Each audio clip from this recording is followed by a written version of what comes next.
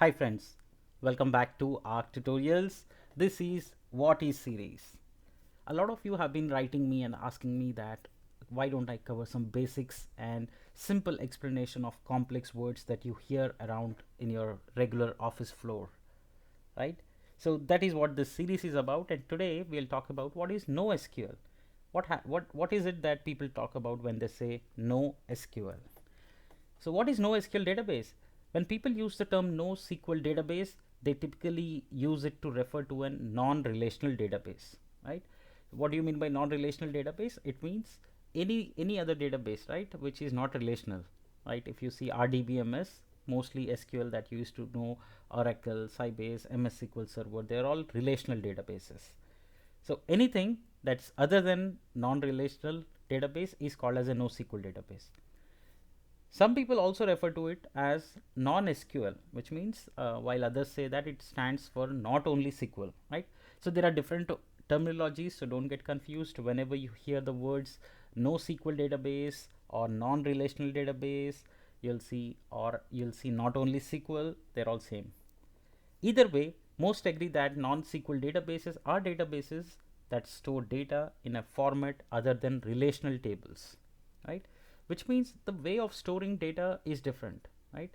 In relational databases, you have ER diagrams, entity and relationships, and you have the tables.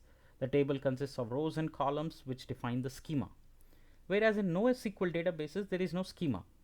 The data is stored in a format like a flat files, right, or a document format or a JSON. So that is called NoSQL databases. NoSQL databases provide mechanism for storage and retrieval of data that is modeled in means other than the tabular relations used in relational databases. So this is what I just explained, that the way it's configured or stored or retrieved, there is no table concept in NoSQL, right? If you talk about any RDBMS, you will have tables, rows, columns. That's the first thing it will come to your mind. But in NoSQL, there are no columns, there are no tables, and there is no schema, right? It's flat files. You can think of that the data is stored in any other format, mostly in JSON formats. Let's talk a little bit more to understand. NoSQL databases are purpose built for specific data models and are flexible schemas for building modern applications. So the purpose, or I would say the need, came in because earlier the schemas were too stringent.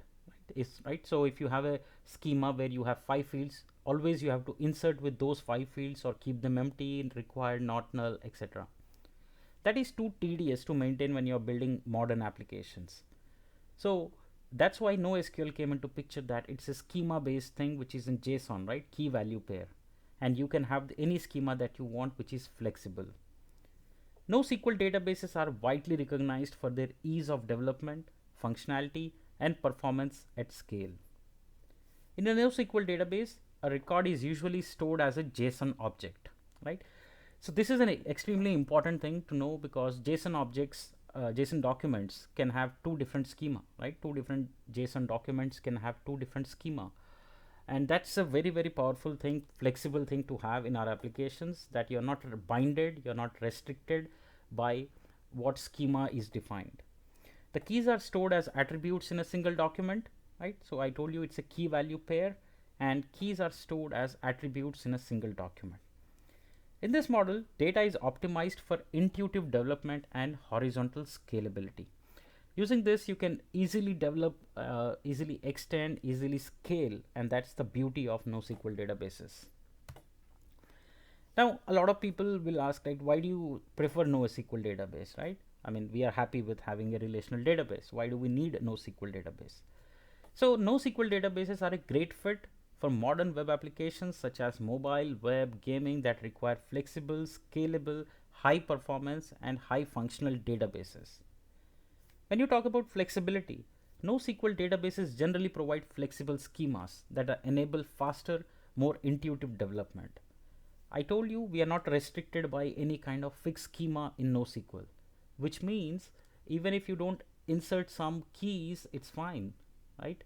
That means it's not hurting your schema. If you have two different documents, you can have two different schema, and that's totally perfectly fine. and that is a level of flexibility that NoSQL databases allows us. Now let's talk about scalability.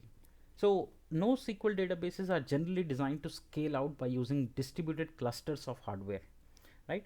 So there is no expensive servers or robust servers that you need to keep adding to your database. These are more of distributed clusters of hardware which stores the data, since they are flat files, right? JSON documents. So these makes it really scalable, right? And you can scale at will, right? If your application is growing with each passing day, you can keep adding more clusters rather than adding an expensive robust servers at the back end or at the underneath the hood. Now let's talk a little bit about high performance. NoSQL databases are optimized for specific data models and access patterns that enable higher performance, right? So since these are just key value pairs, the data retrieving and storing and retrieving of the data is too fast, which results in high performance.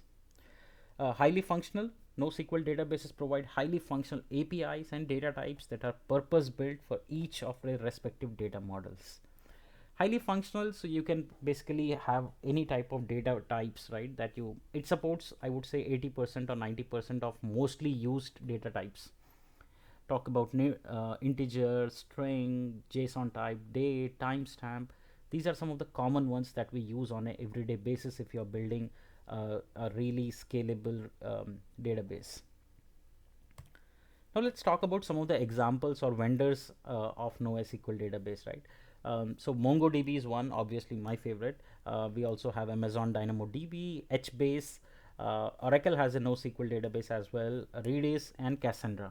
These are few examples. I'm sure there are more than 20 distributions and 20 vendors who provide NoSQL databases. That's up to your choice, but some of these are the leading ones that you should be aware of. Alright, so that brings us to the end of this particular episode. In the next, I'll quickly touch base upon what is DevOps. A lot of people keep asking me what is development, what is operations, what is DevOps. You will get all your questions answered there.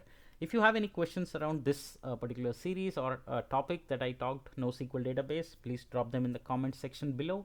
Don't forget to hit the like button and don't forget to subscribe to my channel. Thank you so much.